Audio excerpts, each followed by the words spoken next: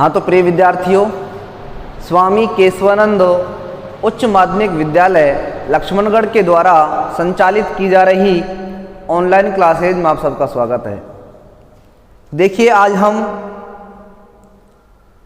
कक्षा 10वीं हिंदी विषय के अंतर्गत पाठ नंबर 4 पढ़ रहे हैं और इस कविता के आत्मकथ्य जो कविता है, इस कविता के जो रचयिता हैं वे हैं लालाओ जयशंकर प्रसाद जी।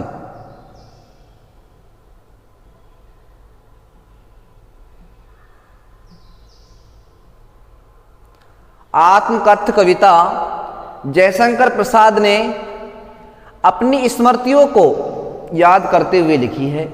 ठीक है, तो पहले हम जयशंकर प्रसाद जी का सामान्य परिचय जान लेते हैं। देखिए, जयशंकर प्रसाद जी का जन्म सन 1889 में कब हुआ था?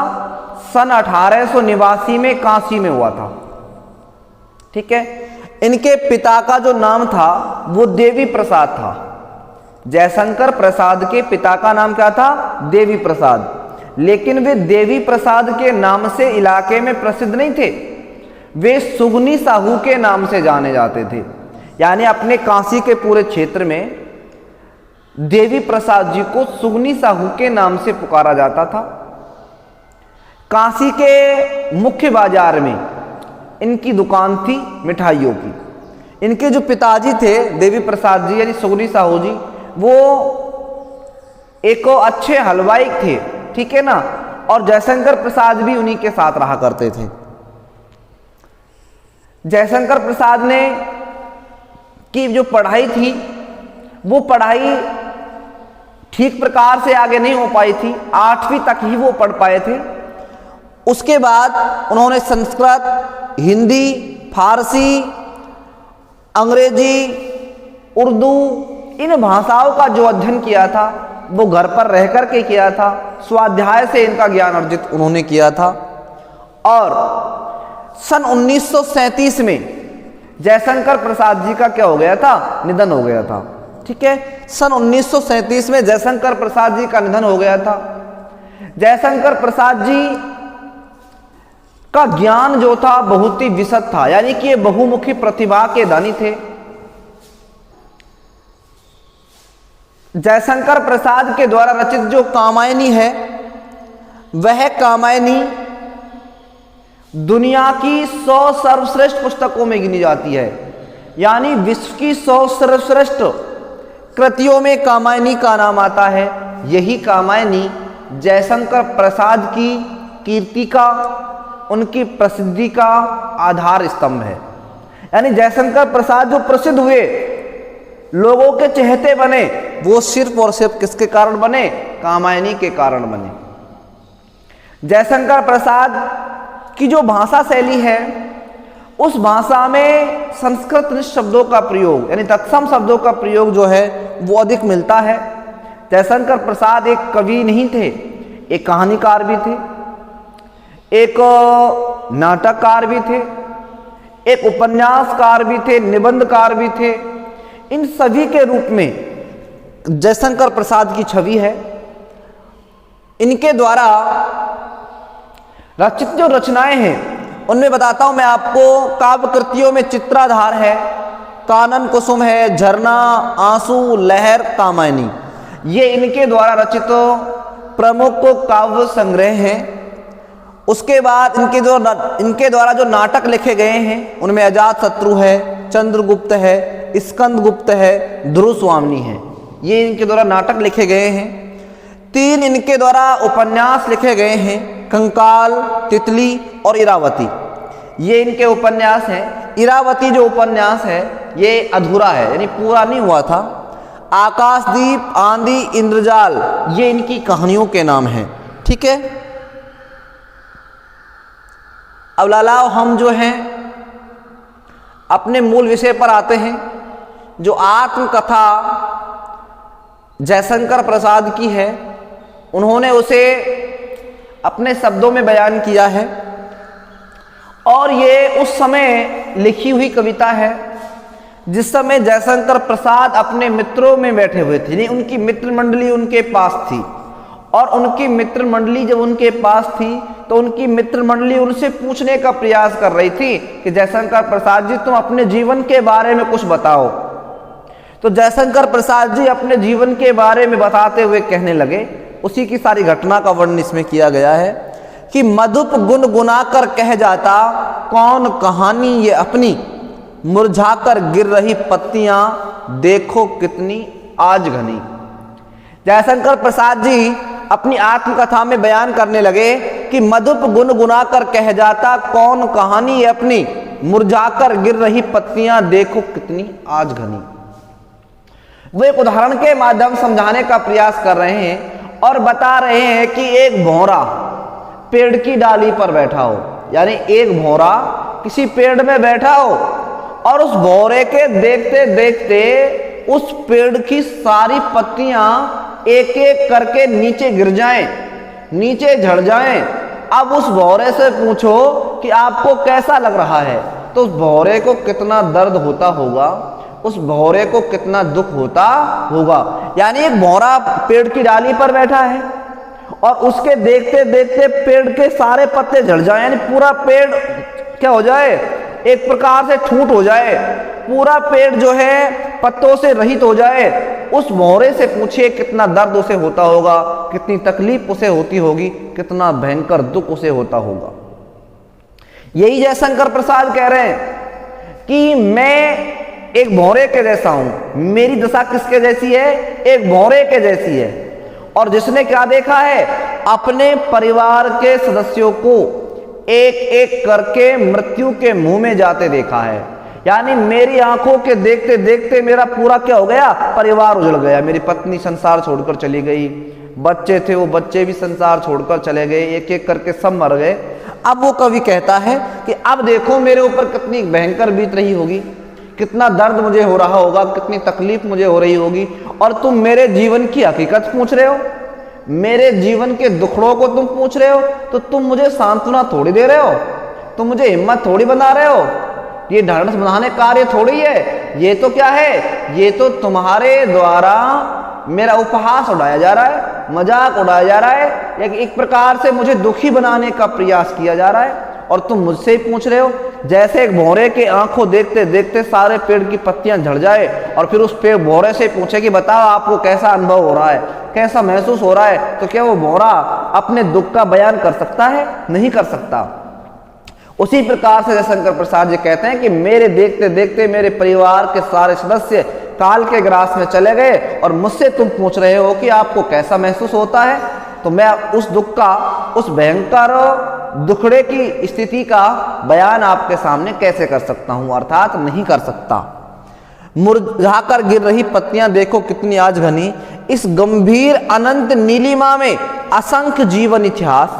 कवि कह रहा है कि जैसे ये जो गंभीर आकाश फैला हुआ है, जैसे ये आकाश अनंत है और दूर दूर तक फैला हुआ है, उसी प्रकार से मेरे जीवन का इतिहास है। यानी जिस प्रकार से आसमान का कोई और छोर नहीं है, आसमान अथाह है और बहुत ही अनंत है, उसी प्रकार से मेरे जीवन का इतिहास जो है वो भी असंख्य है। यानी मेरे जीवन की घटनाएं बहुत सारी हैं। एक घटना थोड़ी है मेरे जीवन में जिसे मैं आपको सुना दूं। मेरे जीवन में तो ऐसी बहुत सारी घटनाएं हैं, कुछ सुखद हैं, कुछ दुखद हैं। कुछ घटनाओं को देखकर मुझे सुख का आभास होता है, कुछ घटनाओं को देखकर मुझे दुख का आभास होता है। ऐसे सैकड़ों हजारों कहानियां, घटनाएं मेरे जीवन में घटित हुई हैं। इसलिए मेरा जीवन कैसा रहा है? असंख्य रहा है, विस्तृत रहा है। ये लोग करते ही रहते हैं अपना व्यंग मलिन उपहास, और तुम लोग शायर हो, तुम लोग कवि हो। कवियों का काम क्या होता है? दूसरे लोगों की मजाक उड़ाना, दूसरे लोगों का उपहास उड़ाना, दूसरे लोगों की हंसी उड़ाना। तुम दूसरे लोगों के दर्द को महसूस नहीं करते कि उन लोगों को बयान करने में कितना दुख होता होगा, कितनी तकलीफ होती होगी। केवल क्या करना जानते हो? व्यंग करना जानते हो, उपहास करना जानते हो, उनकी मजाक उड़ाना जानते हो, ठिठोली बनाना जानते हो, उन लोगों को सांत्वना देना तुम नहीं जानते। तो यहाँ कवियों के व्यवहार पर लेखक जो है व्यंग कर रहा है और कह रहा है कि जो कवि हैं वो दूसरे के दुख को महसूस नहीं करते, दूसरे के दुख को अपना दुख नहीं समझते और उल्टा क्या करते हैं, वो दूसरे लोगों को दुखी करने का प्रयास करते हैं, उनकी हकीकत जान करके, उनके जीवन इतिहास को जान करके। तब भी कहते हो कह डालू दुर्बलता अपनी बीती, लेकिन कवि कह रहा है लेकिन फिर भी चलो कोई बात नहीं है, तुम्हारा काम उपहास उड़ाना है, तुम्हारा काम जीवन इतिहास को सुनकर के आनंद उठाना है, तो चलो कोई बात नहीं, तुम कहते हो तो फिर भी मैं तुम्हें अपने जीवन की कहानी सुनाता हूँ। अपने जीवन की जो दुर्बलताएं हैं, जो मेरे जीवन की जो कमजोरियां रह गई हैं, उन कमजोरियों का बयान मैं फिर भी आपके सामने कर ही देता हूँ। ऐसा जयशंकर प्रसाद किससे कह रहे हैं, अपनी मित्र मंडली से कह रहे हैं। और मित्र मंडली कौन की है, साहित्यकारों की है। तुम सुनकर सुख पाओगे देखोगे ये गागर रीति। कवि कह रहा है तुम सुनकर सुख पाओगे देखोगे ये गागर रीति, यानी कि जब तुम मेरे जीवन की कहानी को सुनोगे, जब मैं तुम्हारे सामने अपने जीवन की हकीकत का बयान करूंगा, अपने जीवन की स्मृतियों को तुम्हारे सामने पेश करूंगा, तो तुम्हें मेरे जीवन की स्मृतियों को सुनकर के सुख मिलेगा। लेकिन अंत में तुम देखोगे कि वो गागर कैसी है, रीति है, यानी उस जीवन में कुछ ऐसा है ही नहीं जिससे सुख मिलता हो। यानी मेरे जीवन में दुखों के अलावा सुख है ही नहीं, केवल जीवन में दुख भोगे हैं मैंने। आपको उन दुखों को देख करके, उन स्मृतियों को देख करके क्या हो सकता है, सुख महसूस हो सकता है, लेकिन वो किसके समान है, वो जीवन इतिहास मेरा रीते घड़े के समान है। किंतु कहीं ऐसा ना हो कि तुम ही खाली करने वाले, लेकिन कहीं ऐसा ना हो जाए कि मेरे जीवन की गागर को, मेरी जिंदगी के घड़े को खाली करने का श्रेय तुमको ही हो, तुम ही उसको खाली करने वाले हो। अपने को समझो मेरा रसले अपनी भरने वाले। कवि कहते हैं कि दूसरों के जीवन का आनंद लेने से पहले, दूसरों के जीवन पर नुक्ताचीनी करने से पहले, दूसरों के जीवन इतिहास को देखने से पहले किसी भी कवि को, किसी भी शायर को अपने जीवन को देख लेना चाहिए, अपने जीवन की हकीकत को देख लेना चाहिए। यानी कि दूसरों की बुराई खोजने से पहले किसको देख लेना चाहिए, अपने जीवन की कमजोरियों को देखना चाहिए, अपने जीवन की बुराइयों को देख लेना चाहिए। और जो अपने जीवन की कमजोरियां व्यक्ति महसूस करेगा तो उसे दूसरे का दर्द, दूसरे का दुख जो है वो भी समझ आएगा। जो अपने जीवन की हकीकत को समझता है, जानता है, वो दूसरे के दुख दर्द को भी समझ सकता है। लेकिन जिसके पैर में कभी बिवाई नहीं फटी हो, वो दूसरे के दर्द को क्या समझ सकता है, नहीं समझ सकता। जो अपने जीवन की हकीकत जानता है, जीवन के रहस्यों के बारे में जानकारी रखता है, वही दूसरे के मन की पीड़ा समझ सकता है। यही कवि कह रहा है, कवियों को शिक्षा दे रहा है कि अपने को समझो, कि अपने आप को जानो कि मैं कौन हूँ, मेरी तकलीफें क्या हैं, मेरी समस्याएं क्या हैं, मेरे जीवन की कमजोरियां क्या हैं, उनको जानो, तब दूसरे के जीवन के बारे में बात करो। यह विडंबना अरी सरलते तेरी हंसी उड़ाओ में। आज कवि जो है अपनी प्रियमा यानी कि अपनी प्रियतमा जो है, अपनी पत्नी जो है, उसके जीवन के बारे में कह रहे हैं, उसी याद करते हुए कह रहे हैं कि ये विडंबना है, ये बड़े विडंबना की बात है, बड़ी दुख की बात है कि आज इन लोगों के सामने तेरे साथ मेरे द्वारा बिताए गए समय की स्मृतियों की मैं ठिठोली उड़ा रहा हूँ, तेरी मैं हंसी उड़ा रहा हूँ, मजाक उड़ा रहा हूँ। यानी अपनी पत्नी के बारे में कहता है कि आज मैं सबके सामने तेरी क्या उड़ा रहा हूँ, खिल्ली उड़ा रहा हूँ, एक प्रकार से मजाक उड़ा रहा हूँ। क्योंकि मैं जब तेरे साथ बिताए गए क्षणों की बातें इन लोगों के सामने करूँगा तो ये लोग क्या करेंगे, इन लोगों का काम है हंसी उड़ाना, मजाक उड़ाना, ठिठोली बनाना, उपहास करना, ये लोग वो करेंगे। तो इसका मतलब क्या हुआ, तेरी घटनाओं के बारे में बताना एक तरह से मजाक उड़ाना ही तो है, खिल्ली उड़ाना ही तो है। आज मैं बड़े दुखी भाव से इन सब मित्र मंडली के सामने तेरी क्या उड़ा रहा हूँ, खिल्ली उड़ा रहा हूँ, मजाक उड़ा रहा हूँ। भूले अपनी या प्रवंचना औरों की दिखलाऊं मैं, लेकिन मैं कर भी क्या सकता हूँ, मैं कर भी क्या सकता हूं, या तो मैं तुझे भूल जाऊं, या तो मैं तुझे भूल जाऊं, इन लोगों से ये कह दूं, क्या कह दूं कि मेरी कोई पत्नी थी नहीं, या तो मैं इनसे ये कह दूं। अगर ऐसा मैं कहूंगा अगर तुझे भुलाऊंगा तो भूलना भी क्या होगा, भूलना भी तेरा अपमान होगा। या फिर प्रवंचना औरों को दिखलाऊं मैं, प्रवंचना कहते हैं झूठ, या फिर मैं इन लोगों के सामने क्या बोल दूं, झूठ बोल दूं। भाई दो ही बात है, या तुझे भुला दूं या फिर मैं लोगों के सामने क्या बोल दूं, झूठ बोल दूं। अगर झूठ बोलूंगा तो भी तेरा अपमान है, अगर तुझे भूल जाऊंगा तो भी तेरा क्या है, अपमान है। इसलिए चलो मैं तेरे साथ बिताए हुए समय की बातें इन लोगों से करता हूं। उज्जवल गाथा कैसे गाऊं मधुर चांदनी रातों की, कवि कह रहा है कि मैं अपनी प्रेमिका के साथ जो मैंने जीवन बिताया है, उसके जो सुखद क्षण रहे हैं, उन मधुर चांदनी रातों का वर्णन इन लोगों के सामने कैसे करूं। यानी कि मैं अपनी पत्नी के साथ सुखद क्षणों का, यानी मिलन जो प्रसंग थे उस समय का वर्णन मैं इन सब के सामने नहीं कर सकता। उन चांदनी रातों का बयान मैं इन लोगों के सामने नहीं कर सकता कि वो चांदनी रातें कितनी आनंददायनी होती थी, कितनी सुख प्रदायनी होती थी। उनका वर्णन मैं इन लोगों के सामने नहीं कर सकता, इन सब कवियों के सामने नहीं कर सकता। अरे खिलखिलाकर हंसते होने वाली उन बातों की।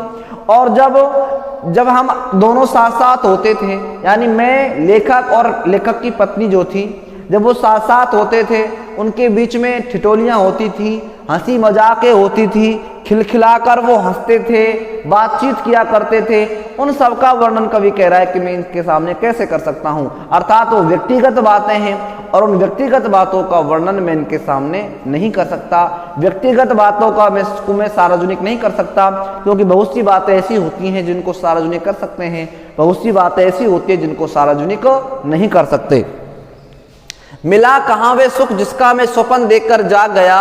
कवि कह रहा है कि जो मैंने जीवन का सपना देखा था, जो सुखद समय का सपना मैंने देखा था, वह सुखद समय मेरे जीवन में आया ही नहीं, वो सपना मेरा पूरा कभी हुआ ही नहीं। आलिंगन में आते आते मुस्का कर जो भाग गया, यानी वो सुख का क्षण, वो सुखद समय, वो सुखद घड़ी मेरे जीवन में आने ही वाली थी, लेकिन वो सुख का समय जीवन में आने से पहले ही मुझसे क्या हो गया, दूर हो गया। ईश्वर के द्वारा वो सुख का समय मुझसे पहले ही क्या कर लिया गया, छीन लिया गया।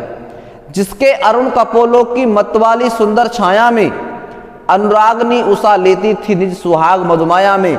यहाँ कवि कह रहा है कि मैं जब प्रातः काल होने पर उषा की लालिमा को देखता हूँ तो मैं महसूस करता हूँ कि उषा ने, इस प्रातः काल ने जो ये लालिमा चुराई है, ये लालिमा कहाँ से चुराई है, ये मेरी पत्नी के जो गाल होते थे उन गालों की लालिमा होती थी, और मांग में जो सिंदूर होती थी उस सिंदूर से इस उषा ने क्या चुराई है, ये लालिमा शायद चुराई है। यानी कि उषा काल को देख कर के कवि को महसूस होता है, कवि ये अनुभव करता है कि मेरी पत्नी की मांग में जो सिंदूर लगी होती थी, उसका जो लाल रंग होता था, कपोलों पर जो लालिमा छाई होती थी, उसे शायद इसने चुरा लिया है। किसने, उषा ने। उसकी स्मृति पाथे बनी है थके पथिक की पंथा की। कवि कह रहा है कि आज वो पत्नी मौजूद नहीं है, मेरी वो प्रेमिका आज मौजूद नहीं है, लेकिन उसकी चंद स्मृतियां आज भी मेरे पास मौजूद हैं। उन स्मृतियों के सारे में आज भी क्या कर रहा हूँ, जीवन जी रहा हूँ। वो स्मृतियां मेरे लिए एक प्रकार से पाथे बनी हुई हैं। पाथे का मतलब होता है रास्ते का भोजन। जब कोई राहगीर किसी रास्ते पर जाता है, कोई यात्रा करता है, तो अपने साथ भोजन लेकर जाता है, और जब थक जाता है, हार जाता है, निराश हो जाता है, तब उस भोजन को कर लेता है, और भोजन को खाने के बाद उसमें फिर से स्फूर्ति आ जाती है, फिर से उसमें ऊर्जा भर जाती है, और वो बची हुई मंजिल को फिर से क्या कर लेता है, पार कर लेता है। कभी भी यहाँ अपनी पत्नी की स्मृतियों के सारे जीवन जीना चाहता है। वो कह रहा है कि वो पत्नी तो चलो अब नहीं रही है, वो तो अब जीवन में फिर से आने वाली नहीं है, वो सुखद क्षण भी अब आने वाले नहीं है, लेकिन उस पत्नी के साथ बिताए गए क्षणों की स्मृतियां शेष बची है, उसकी याददाश्तें अभी भी बची हुई हैं। उन स्मृतियों के सहारे मैं अब बाकी के जीवन को जीना चाहता हूं। सीवन को उधेड़ कर देखोगे क्यों मेरी कंथा की। कवि कह रहा है, क्या तुम मेरी इस गुदड़ी की सीवन को उधेड़ कर देखोगे, यानी जीवन गुदड़ी की, कंथा कहते हैं गुदड़ी को। अगर गुदड़ी जो होती है उस गुदड़ी में से धागों को उधेड़ लिया जाए तो केवल क्या बच जाएंगे? फटे पुराने कपड़े शेष बच जाएंगे। उसी प्रकार से कवि कह रहा है कि अगर तुम मेरे जीवन की सीवन को उधेड़ कर देखोगे तो उसमें आपको ऐसा कुछ भी नहीं मिलेगा जिसमें आपको सुख मिलता हो, जिसमें आपको आनंद मिलता हो, क्योंकि मेरा जीवन कैसे रहा है? दुखों से, कष्टों से, अभावों से भरा हुआ रहा है। छोटे से जीवन की कैसे बड़ी कथाएं आज कहूँ। कवि कह रहा है कि मेरा जीवन छोटा रहा था, यानी मेरा जीवन जो था छोटा रहा था, और उस छोटे से जीवन में इतनी इतनी बड़ी बड़ी घटनाएं घटी हैं, इतनी बड़ी बड़ी दुर्घटनाएं घटी हैं, उन सब का मैं आपके सामने कैसे क्या कर सकता हूँ? वर्णन कर सकता हूँ, अर्थात उन सब का वर्णन मैं आपके सामने नहीं कर सकता। क्या ये अच्छा नहीं कि औरों की सुनता मैं मौन रहूं?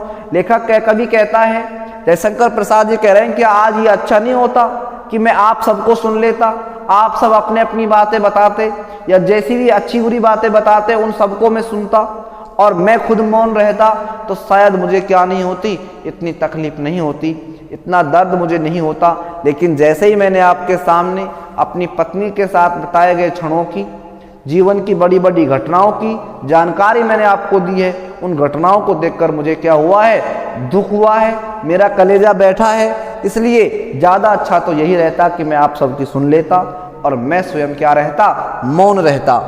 सुनकर क्या तुम भला करोगे मेरी बोली आत्मकथा, अभी समय भी नहीं थकी सोई है मेरी मौन व्यथा। कवि कहता है कि सुनकर क्या भला करोगे। अब मैंने तुम्हें अपने जीवन इतिहास को सुना दिया, अपने जीवन की सारी घटनाओं का बयान मैंने तुम्हारे सामने कर दिया। अब मेरी आत्मकथा को सुनकर के तुम मेरा क्या भला कर सकते हो? कोई भला कर सकते हो, कोई सहायता कर सकते हो? अर्थात तुम मेरी कोई मदद नहीं कर सकते, तुम मेरी कोई सहायता नहीं कर सकते। क्यों नहीं कर सकते? क्योंकि वो पत्नी अब आने वाली नहीं है, वो मेरे बच्चे जो दुनिया छोड़कर चले गए थे वो अब दुनिया में आने वाले नहीं हैं, और वो सुख का क्षण जो मैंने अपनी पत्नी के साथ बिताया था वो सुख का क्षण भी अब आने वाला नहीं है। यानी तुम मेरा कोई भला नहीं कर सकते, तुम मेरी कोई सहायता नहीं कर सकते, उल्टा तुमने मुझे क्या दिया है? दुख दिया है, तकलीफ दिया है। अभी समय भी नहीं थकी सोई है मौन व्यथा। कवि कहता है कि अभी समय नहीं है, कुछ घटनाएं ऐसी हैं मेरे जीवन की जिनको सुनाने का ये उचित समय नहीं है, क्योंकि वो मेरा जो दर्द है, मेरा जो दुख है, मेरी जो तकलीफ है, मेरी जो पीड़ा है वो भी सोई हुई है, वो भी जागृत नहीं हुई है। उसे सोया रहने दीजिए, क्योंकि अगर वो जाग गई, वो पीड़ा अगर बाहर निकल आई तो मुझे बहुत तकलीफ होगी, मैं पूरी तरह से क्या हो जाऊंगा? टूट जाऊंगा, मेरा कलेजा बैठ जाएगा। उससे ज़्यादा बढ़िया यह है कि जब समय आएगा तब आपको सुनाऊंगा। अभी उस पीड़ा को, उस दर्द को बयान करने का क्या नहीं है? उचित समय नहीं है।